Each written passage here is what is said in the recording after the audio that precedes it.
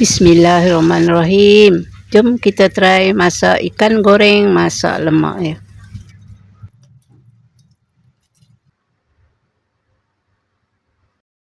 Jom kita mula masak. Ni ada ikan, gaul, garam, kunyit, nanti digoreng ya. Bawang besar saiz kecil 2 biji, bawang putih tu 2 biji, serai tu 1 diketuk, cili padi dengan cili besar. Ada santan kotak kecil ya, santan kara, campur air.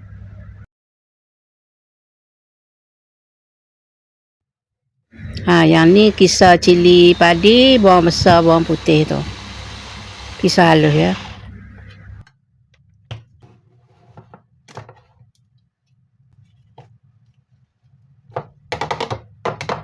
Agak-agaklah halusnya macam tu. Panaskan minyak, goreng ikan.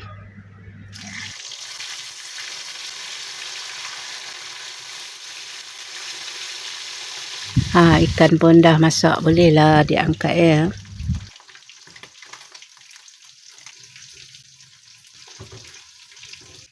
Minyak yang goreng ikan tadi kita asingkan ya. Tinggalkan sedikit ya untuk tumis serai dengan cili padi yang dikisar tadi tu. Letak air sedikit.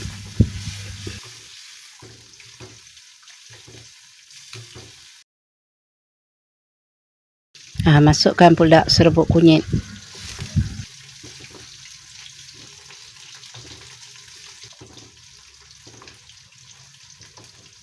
Biarkan dia masak ya cili tu dan mendidih ya.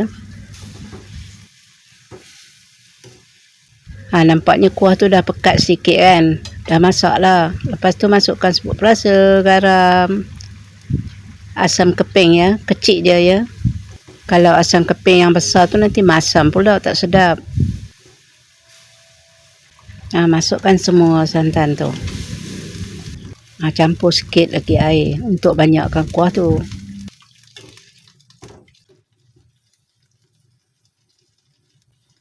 Dah pun mendidih, bolehlah dirasa. Rasa dah semua okey, tutup api ya. Tutup api, masukkan ikan tu, gaul-gaul, dah siap.